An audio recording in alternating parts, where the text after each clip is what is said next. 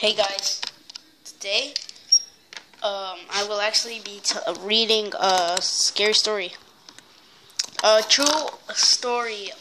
So I found out this story that happened on the news a couple of years ago. I was looking at the news, and they still reported it just today. And yeah, so this is the story on the news that happened: the death of Elisa Lam. Now, I'm not sincerely sure what this was, so I searched it up on Google, and I actually found the story, so here we go. So, I hope that you guys don't find it weird that I read it in a weird voice, so, okay. This is it. The death of Eliza Lam. Eliza Lam was last seen on January 31st of 2013 in the lobby of the Cecil Hotel in downtown Los Angeles. She was vacationing through the West Coast, documenting the trip on her blog and checking in with her parents every day. On January 31st, those calls stopped. Lam had vanished. Soon the police were involved, and her parents arrived to help with the search. They had nothing. That February, LAPD released elevator surveillance footage of Lam before her disappearance. The footage shows Lam behaving strangely in the elevator, appearing to talk with invisible people peering around the corner of the door, crouching in the corner and opening and closing doors.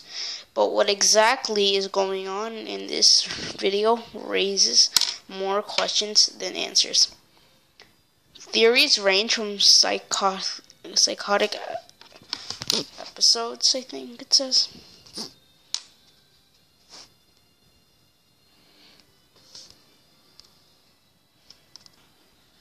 to demonic possessions, to unknown assailants just out of the camera's view.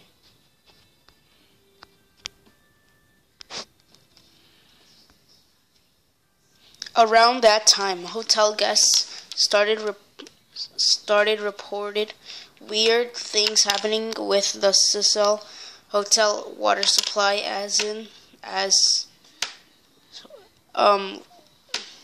basically the water supply. So I remember this. This is a quote from one of the guests. They said the shower was awful. The shower was awful. Said Sabina Ba, who spent 8 days there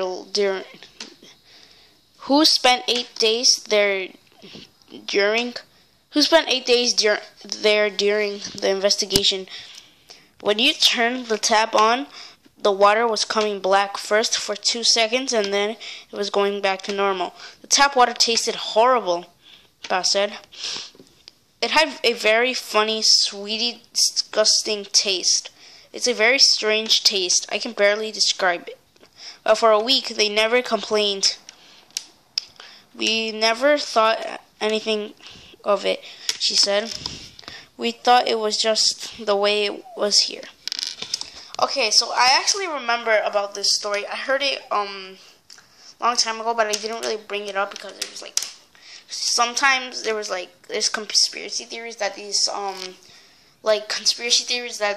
some people at news actually such as 9/11.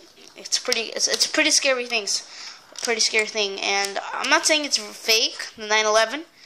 For all those people that actually died, I'm sorry if I'm actually being disrespectful, but this is not for being disrespectful.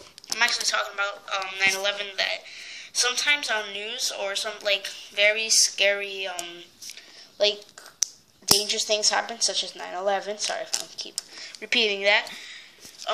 They actually hire people that were actually did not, or they did witness what happened, Like, for example, they hire somebody who pretends. Like, for one time, they hire a guy for 9/11. So let's say that, and they appeared on the same exact TV show, same person, on a different occasion that happened, such as let's say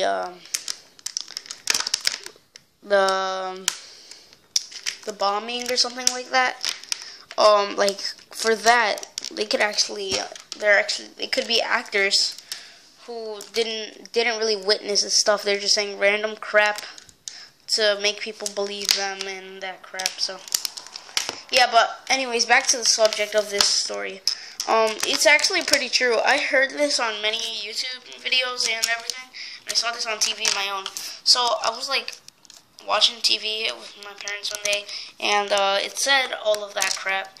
And I saw it said it took place in it was a Japanese looking Chinese woman who died in a water tank while she was in the elevator. If you remember that part,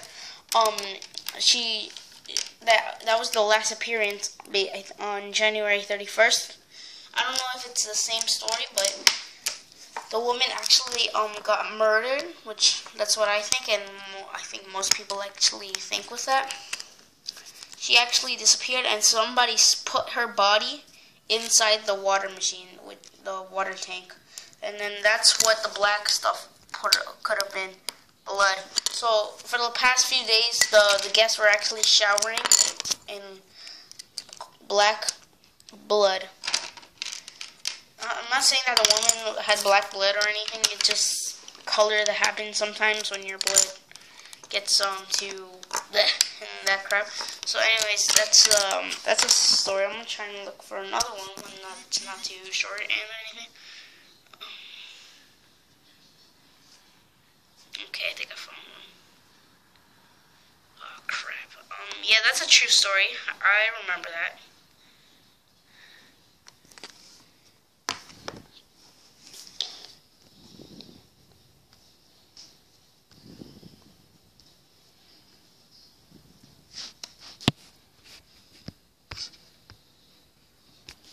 Alright, I found it. It's called The Phone Stalker. Alright, so this one I don't really know because I was actually only 2 one-year-olds by this time. So in 2007, ABC News documented a series of cell phone calls to families with terrifying specific death threats. The unidentified callers knew exactly what families were doing and what they were wearing. The families say the calls come in at all hours of the night, threatening to kill their children, their pets, and grandparents. Voicemails arrive playing recordings of their private conversations, including one with local police detective.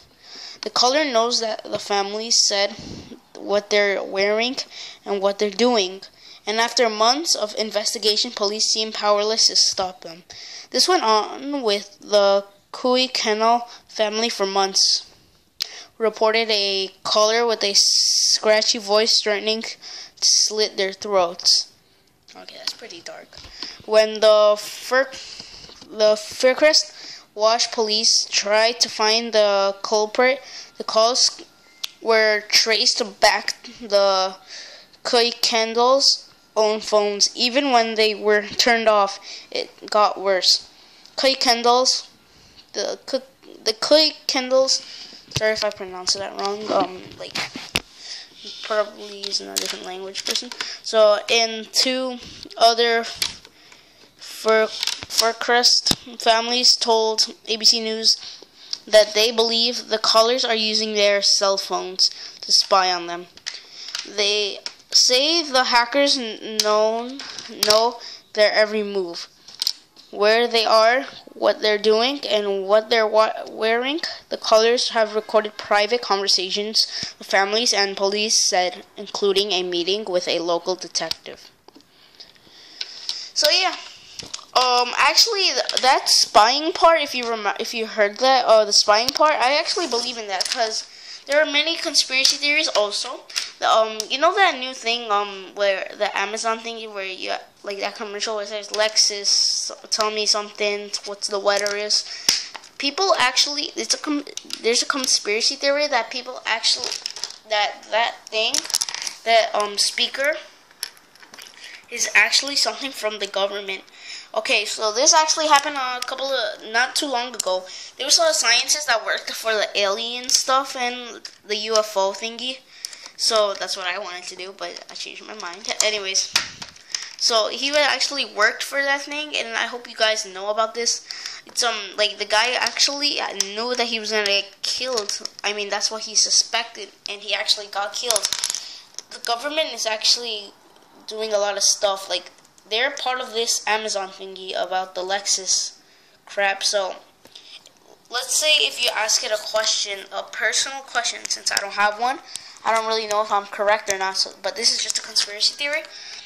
If you ask it a question like, are you part of spying on me and working with the government, it's gonna say something completely random, such as, are you talking to me? Because I watched certain video about that. So so this conspiracy theory I heard about, all credit goes to Shane Dawson. That's on part of my subscriptions. Anyways, there was a guy, as I said earlier, he worked for UFO studies and that crap. Not disrespecting anything, but he actually died a couple of days later. He told his mother, if anything happens to me, it's like something else, but I forgot. So the kid actually died, and they said the mother said people thought that he actually died, and people thought that's what he just died for no reason, for accidents or something. But the mother said no. The mother said no. So I don't know what else he said, but it also says that people also suspect that he got murdered. So could it be the government? So if you guys are actually kind of scared of this, back away from this video. So yeah, that's all the scary stories I have. More scary stories coming up next. Hope you guys enjoyed. Yeah, bye.